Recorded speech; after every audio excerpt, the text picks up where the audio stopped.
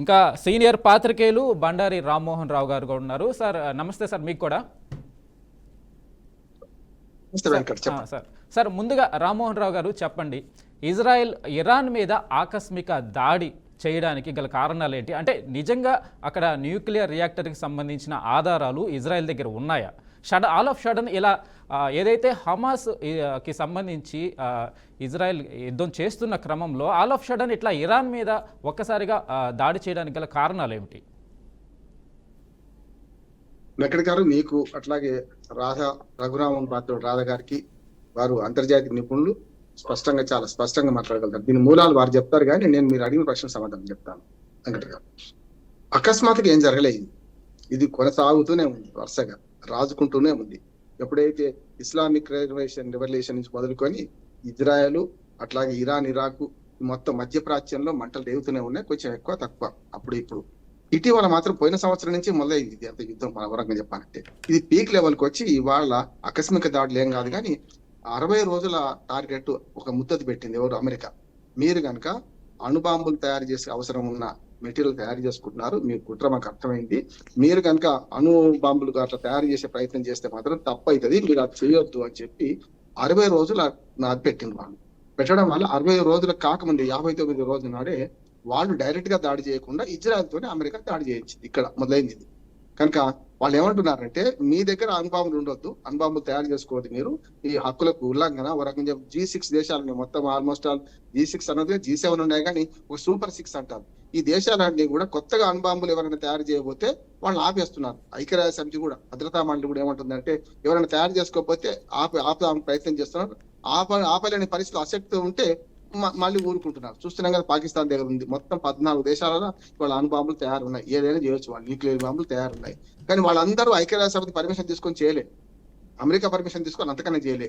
America మన భారతదేశాన్ని కూడా అడ్డుకట్ట వేసింది. అప్పుడు ఇందిరాగాంధీ అప్పటి నుంచే అణు శక్తివంతమైన దేశంగా కావద్దని చూసింది. అంటే మేము మాత్రం శక్తివంతులు ఉండాలి, మిగతా వాళ్ళు ఉండొద్దు అనే పద్ధతి చూస్తుంది. కనుక ఇవాళ ఇరాన్ తో వచ్చిన ఆకస్మిక దాడులు కాదు. ఇరాన్ గత చాలా రోజులుగా యురేనియాన్ని కలెక్ట్ చేసుకుంటుంది, దాన్ని శుద్ధి చేస్తుంది, కర్మాగారం పెట్టింది, సైంటిస్టులు ఉన్నారు. అద్భుతమైన ఇరాన్ లో ఉన్న సైంటిస్టులు, అద్భుతమైన ప్రపంచవ్యాప్తంగా ఏరేనుక కానీ సైంటిస్టులు ఉన్నారు. వాళ్ళు మిగతా దేశాల్లాగా మేము కూడా శక్తివంతమైన అనుకుంటున్నారు.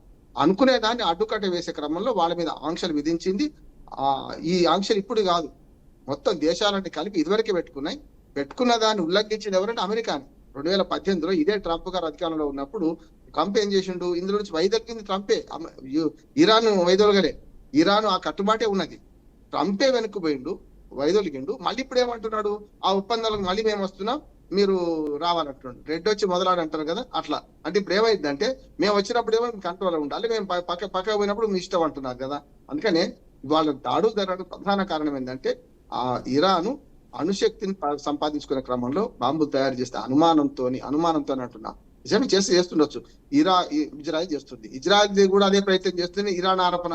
మరి ఇద్దరు పరస్పరం ఇద్దరు దొంగలే అనుకుంటే, దొంగ అంటే వీళ్ళ సమాజం ప్రకారం, సూపర్ 6 ప్రకారం ఇద్దరు దొంగలే అనుకుందాం కోసేపటికి. ఒక దొంగకు ఎందుకు మద్దతిస్తున్నారు, ఒక దొంగకు ఎందుకు వ్యతిరేకిస్తున్నారు అనేది కూడా ఆలోచన చేయాలి.